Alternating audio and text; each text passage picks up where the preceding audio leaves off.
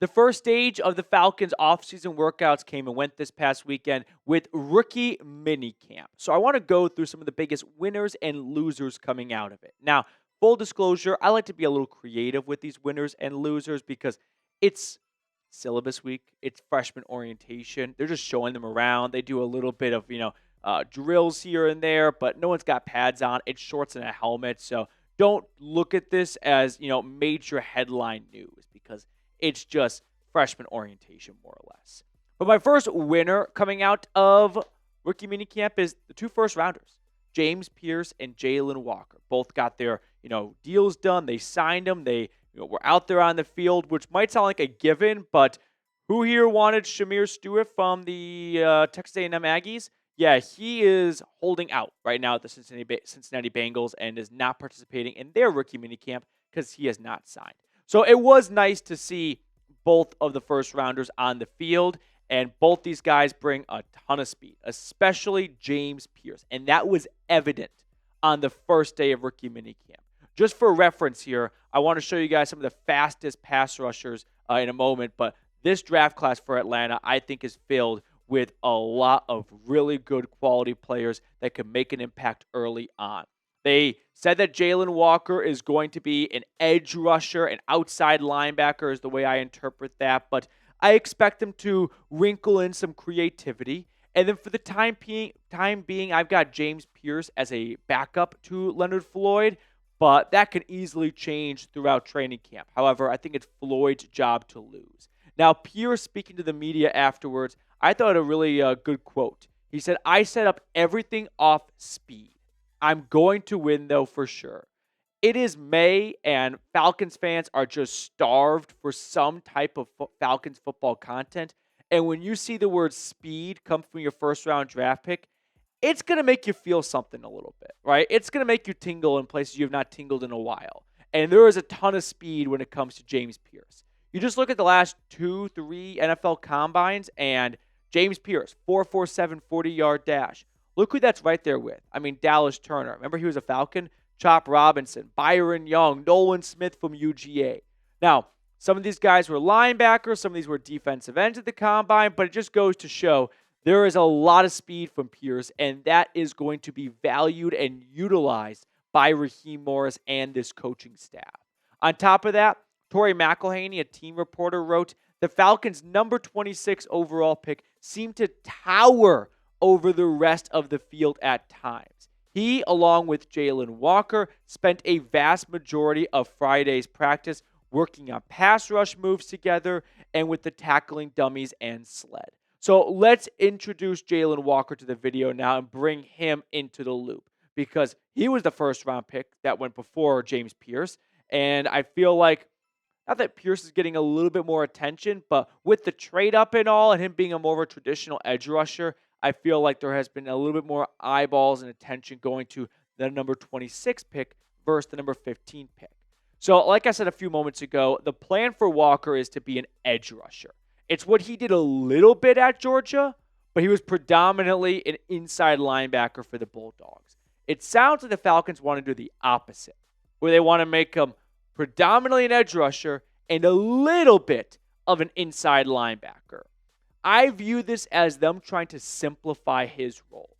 Instead of tossing him out there into the middle of the defense, where you got to quarterback everything, and as a rookie, they expect you to bounce outside on occasion, they're going to go, let's just have you play outside. And all you have to do early on is see quarterback, kill quarterback. Can you do that? Great. And then as you progress in your career and you feel like you can master being the center of the defense and also being an outside rusher for us, we can add that onto your plate. Now, my fear is he's going to bounce around and just be the next, like, Isaiah Simmons, where he can play everywhere. You can play him outside. You can play him inside. You can play corner. I mean, he probably can't play corner like Simmons could, but that's my fear, is that he never finds a true home because Atlanta keeps testing him out of different areas. I'm not saying that's going to be the case because it happened to Isaiah Simmons, happened to Micah Parsons. He came in, he was an outside linebacker. Then they moved him to defensive end after a season or two, and he is a defensive end now. And so for Walker, I think there can be a very successful career where he starts off at one position, but then graduates to another. But for the time being, him and Pearce are screaming off the edge. So who's going to have more sacks in 2025? I'm actually going to go with James Pearce. It's a position he's played for longer, and he's just got a deeper arsenal in. But when Walker was hunting the quarterback last year for UGA, he was one of the most efficient pass rushers in college football. Let's move on to my first loser coming out of minicamp. I'm going to gas you guys up. I'm going to go with the rest of the NFC South. I went back and I looked at my very first Falcons rookie minicamp winners and losers. I think it was 2 years ago. And my first loser was also the rest of the division. And the next loser was Bryce Young, who, well, he was a loser that year. It was not because of the Falcons pass rush. Anywho, so I have the rest of the NFC South down as a loser. And the reason being is, and I'll just kind of, freestyle, Jalon Walker and James Pearce. Albeit, it's only been a few weeks. No pads have come on, but I'm feeling very confident about this rookie class.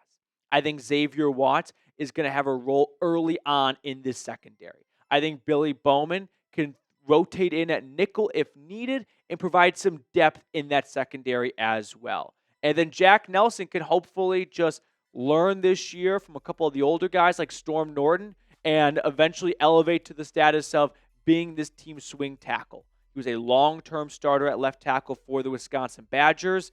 It's his first time coming south of the Mason-Dixon, so I expect someone to show him, a certain somewhere where he can get some good lemon pepper wings. But overall, I am very, very enthusiastic about this rookie class. It is small but mighty. It's not as deep as some other rookie classes. It's just got 5 picks to it. But, man, those 5 picks pack a punch. So, Bucks, Panthers, Saints, good luck because you're going to need it. On to my second winner. We can actually even combo my winner and the next loser. My second winner is the UDFA wide receiver Nick Nash from San Jose State. And my second loser, veteran wide receivers, because the UDFA receivers knew the Falcons would be a good place to go to in terms of being able to crack that 53-man roster, knowing the competition is not as stiff as some other teams out there. But Nick Nash definitely jumped out to me during rookie minicamp. Some background on him. He's 6'2", 203 pounds. He started off as a quarterback. Didn't have a ton of success at that spot. So eventually makes the change to wide receiver. Now, he played 6 years of college football, so he's up there in the age column. He's closer to 30 than 20 right now. But he was a consensus All-American last year. He was a first-team All-Mountain West player. He led the country in receiving touchdowns with 16, tacked on 1,300 yards and over 100 receptions. He's not a one-trick pony. He's got a good route tree to his game, and I think he's going to be an early popular name amongst this rookie class. And then, like I mentioned, the only guys I will say are locks to make the roster are Drake London, Darnell Mooney. I want to say Ray McLeod, but he's older, so I can't say that with the same amount of confidence as I have for London and Mooney. Hodge provides a ton of upside on special teams, so he's going to make it. But at best, I'd say there are 4 locks to make the roster, right? Last year's day 3 pick, Casey Washington's probably the next man up, but if Nick Nash or any of these other UDFA wide receivers come out and impress, it's fair game for them to snag a 5th or a 6th receiver spot on the roster. And I'm going to go as far to say a UDFA wide receiver will make the initial 53-man roster, and watch out for the receiver from San Jose State. We've got one more winner to look at, but first things first, if you have not subscribed to the channel yet, please go ahead and do so. We're approaching 40,000 subs here at Falcons Today, so get the best free Atlanta Falcons YouTube content all off-season long by clicking that sub button.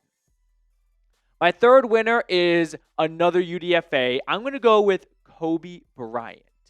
The reason why I'm highlighting the UDFAs more than the draft picks is because that's exactly what Raheem Morris did. Raheem Morris said, I'm going to spend most of my time with the guys trying out and the UDFAs over the 5 draft picks because we're confident in the 5 draft picks to make this roster and to show us what we saw in them when we drafted them.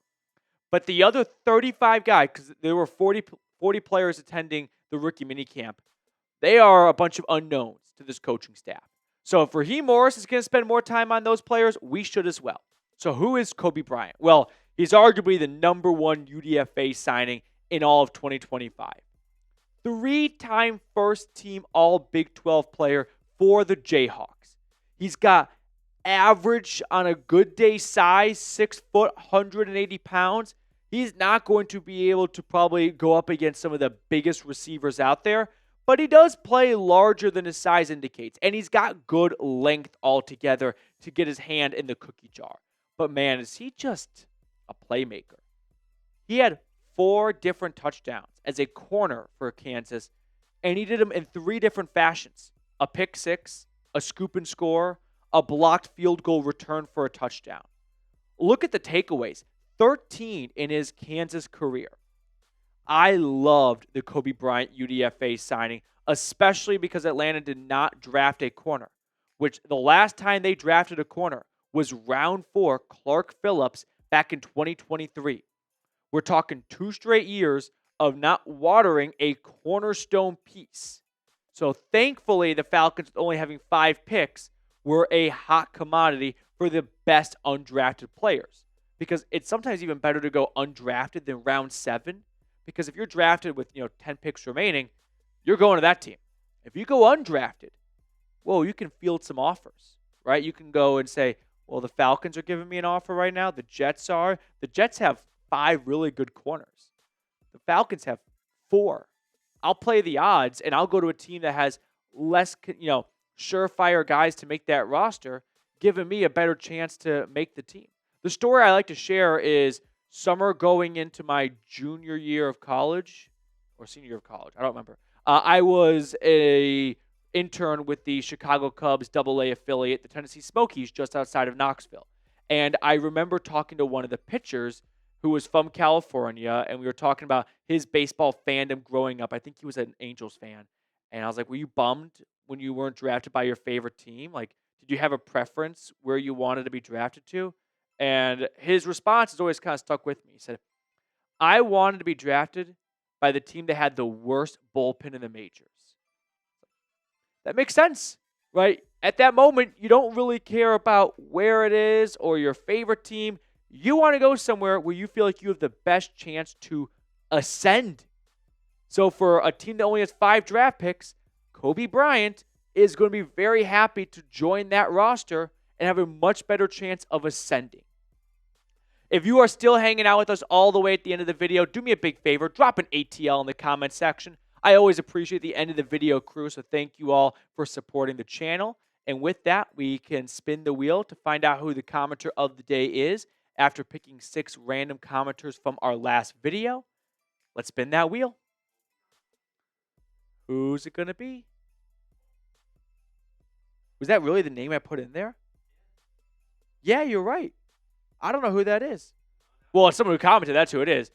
2 claps for you. 1, 2. Thank you guys for tuning in. I'll see everyone bright and early tomorrow with a new edition of Falcons Today.